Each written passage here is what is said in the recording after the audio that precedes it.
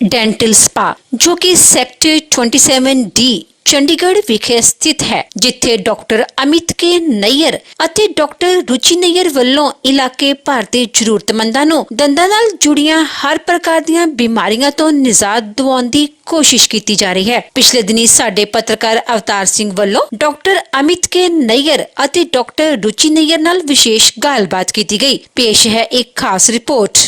Hi, I am Dr. Ruchi Nair. I am a practicing orthodontist since last 16 years now.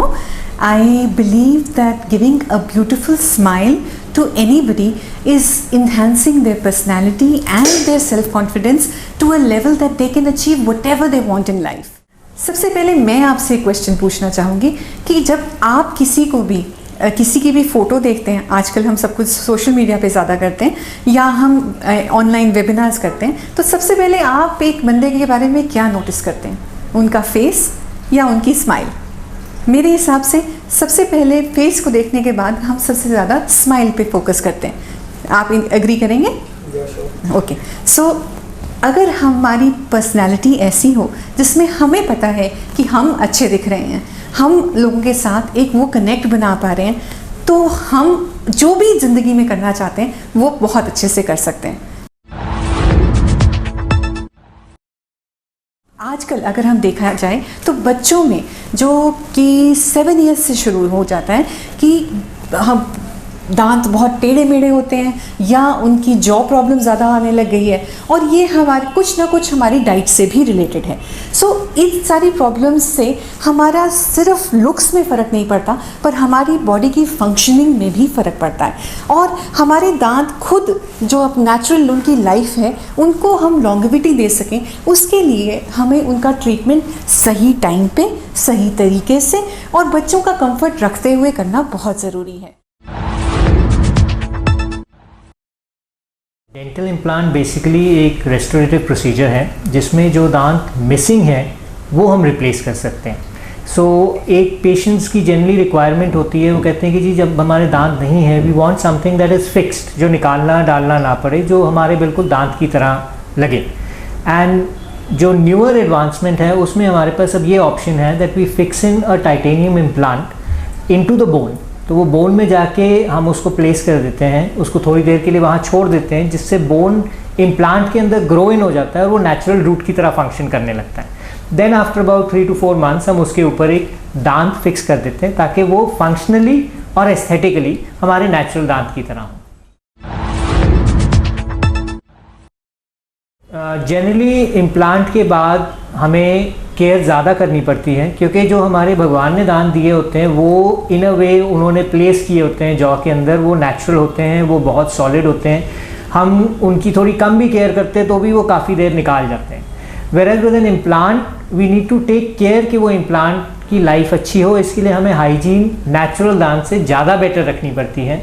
हमें ये भी ध्यान रखना चाहिए कि बहुत हार्ड हम कुछ ना खाएं, जैसे गन्ना और हार्ड पॉपकॉर्न या हार्ड वाले चने, हम ऐसी चीज़ें ना खाएं, बिकॉज एक दिमाग में हमें ये बात रखनी है कि ये एक आर्टिफिशियल चीज़ है जो हमने बोन में डाली है और इसकी एक लाइफ है।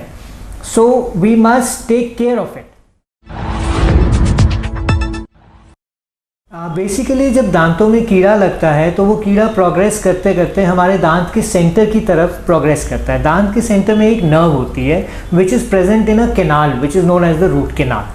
तो जब ये कीड़ा दांत के रूट कैनाल के पास चला जाता है तो वो पेन करना शुरू कर देता है, और क्योंकि दांत के नर्व बहुत छोटे होते हैं उनकी रीजनरेटिव कैपेसिटी ऑलमोस्ट निल होती है।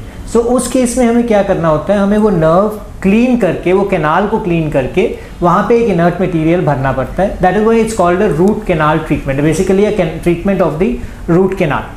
ये जनरली तब ज़रूरत पड़ती है जब दांत में ज़्यादा पेन होनी शुरू हो जाती है। इसका मतलब दांत का डीके इतना ज़्यादा हो गया है कि वो रूट कैनाल के पास चला गया है या दांत में फ्रैक्चर हो जाए। इनविजिबल ब्रेसेस से मतलब आजकल हम अलाइनर्स भी करने लग गए हैं। इनविजिबल ब्रेसेस में अब ये पहले जो ब्रेसेस हम करते थे वो दांतों के कलर के ब्रेसेस करते थे जिन्हें सिरेमिक ब्रेसेस कहा जाता था।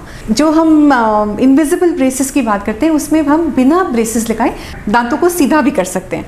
सो उसमें ये होता है कि हम पहले एक दांतों का स्कैन किया जाता है जो कि बिल्कुल पेनलेस है, बिल्कुल इस तरह है जैसे हम दांतों की फ़ोटो ले रहे हो, और उससे हमारा एक डिजिटल मॉडल बन जाता है। उस डिजिटल मॉडल को हम कंपनी को भेजते हैं जो कि वर्ल्ड की बेस्ट कंपनी है, वो इनविजिलाइन कंपनी है जो अमेरिका में बेस्ड है, और वहाँ पे ही आपका पूरा ट्रीटमेंट प्लान होता है, डिजिटली प्लान होता है। उसमें आपके दांतों की मूवमेंट की एक्यूरेसी भी ज़्यादा है और वो बहुत ही सॉफ्ट तरीके से ट्रीटमेंट होता है।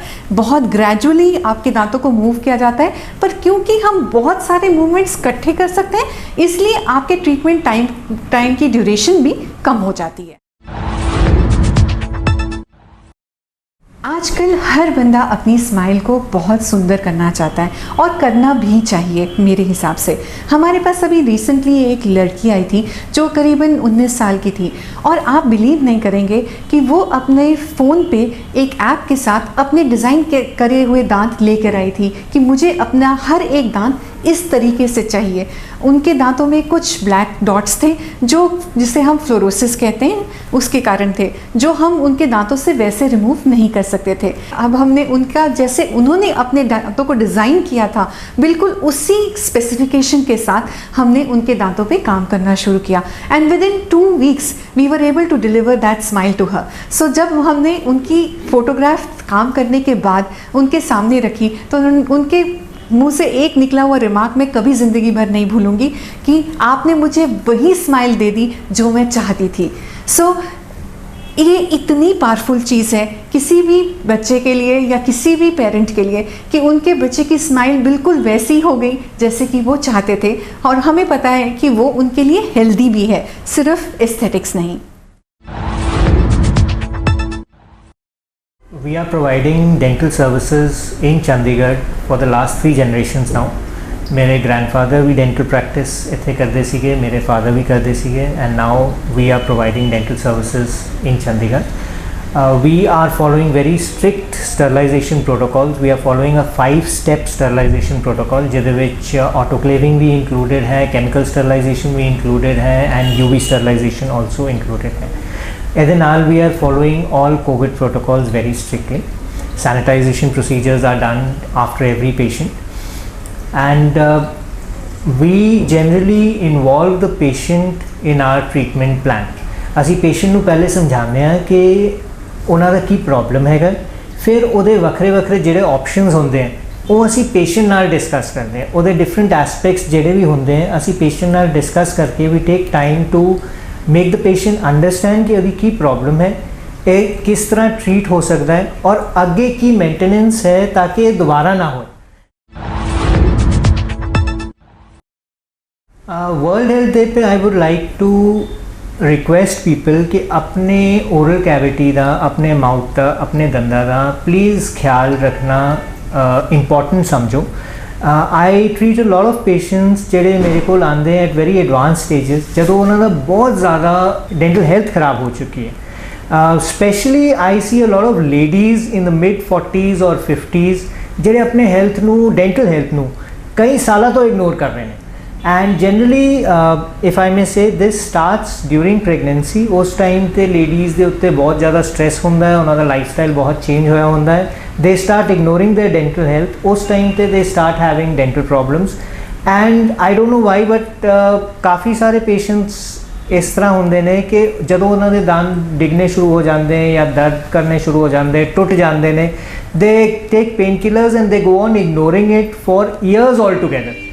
ਤੇ ਜਦੋਂ ਮੇਰੇ ਕੋਲ ਆਉਂਦੇ ਕਈ ਪੇਸ਼ੈਂਟਸ ਇਸ ਤਰ੍ਹਾਂ ਦੇ ਹੁੰਦੇ ਕਿ ਕਹਿੰਦੇ ਜੀ ਕਈ ਸਾਲਾਂ ਤੋਂ ਸਾਡੇ ਕੋਲ ਦੰਦ ਨਹੀਂ ਹੈ, they are just swallowing food। ਇਸ ਸਟੇਜ ਤੇ ਕੀ ਹੁੰਦਾ ਹੈ ਕਿ ਉਹਨਾਂ ਦੀ ਨਿਊਟ੍ਰੀਸ਼ਨ ਵੀ ਖਰਾਬ ਹੁੰਦੀ ਹੈ, ਉਹਨਾਂ ਦੇ ਬਾਕੀ ਹੈਲਥ ਪ੍ਰੋਬਲਮ ਸ਼ੁਰੂ ਹੋ ਜਾਂਦੇ which they don't realise is because they have not been chewing their food properly. So on this oral health day I would only request people that please understand the importance of chewing your food, understand the importance of teeth in your general health। ਜੋ ਤੁਸੀਂ ਅੰਦਰ ਲੈ ਰਹੇ ਹੋ ਸਿਰਫ ਆਪਣਾ ਢਿੱਡ ਭਰਨ ਵਾਸਤੇ ਨਹੀਂ ਲੈ ਰਹੇ, ਯੂ ਆਰ ਟੇਕਿੰਗ ਇਟ ਤਾਂ ਕਿ ਤੁਸੀਂ ਹੈਲਦੀ ਹੋ, ਤੇ ਉਸ ਹੈਲਥ ਨੂੰ ਇੰਪੋਰਟੈਂਸ ਦਿਓ। ਉਹ health starts from the mouth. ਮੇਰੀ ਸਭ ਤੋਂ ਇੱਕ ਹੀ ਰਿਕੁਐਸਟ ਹੋਏਗੀ ਕਿ ਆਪਣੇ ਬੱਚਿਆਂ ਦਾ ਟ੍ਰੀਟਮੈਂਟ ਸਿਰਫ 11-12 ਸਾਲ ਤੇ ਸ਼ੁਰੂ ਕਰਾਉਣ ਦਾ ਮਤ ਸੋਚੋ। when the child is about 7 years of age, ਇੱਕ ਵਾਰੀ ਤੁਸੀਂ ਚੈੱਕਅਪ ਜ਼ਰੂਰ ਕਰਾ ਲਓ। ਅੱਜ ਕੱਲ੍ਹ ਕਈ ਪ੍ਰੋਬਲਮਸ ਬੱਚਿਆਂ ਦੀ ਉਸ ਏਜ ਤੇ ਵੀ ਸ਼ੁਰੂ ਹੋ ਜਾਂਦੀਆਂ, ਜਿਹੜੀਆਂ ਉਸ ਟਾਈਮ ਤੇ ਜੇ ਅਸੀਂ ਟਰੀਟ ਕਰ ਦਈਏ ਤੇ ਪ੍ਰੋਬਲਮ ਬਹੁਤ ਘੱਟ ਹੋ ਜਾਏਗੀ ਤੇ ਬਾਅਦ ਵਿੱਚ ਜਿਹੜਾ ਪ੍ਰੋਸੀਜਰ ਹੋਣਾ ਹੈ ਉਹਨਾਂ ਤਕਲੀਫਦਾਇਕ ਨਹੀਂ ਹੋਏਗਾ ਬੱਚਿਆਂ ਵਾਸਤੇ। ਤੇ trust your doctor and visit earlier. Thank you.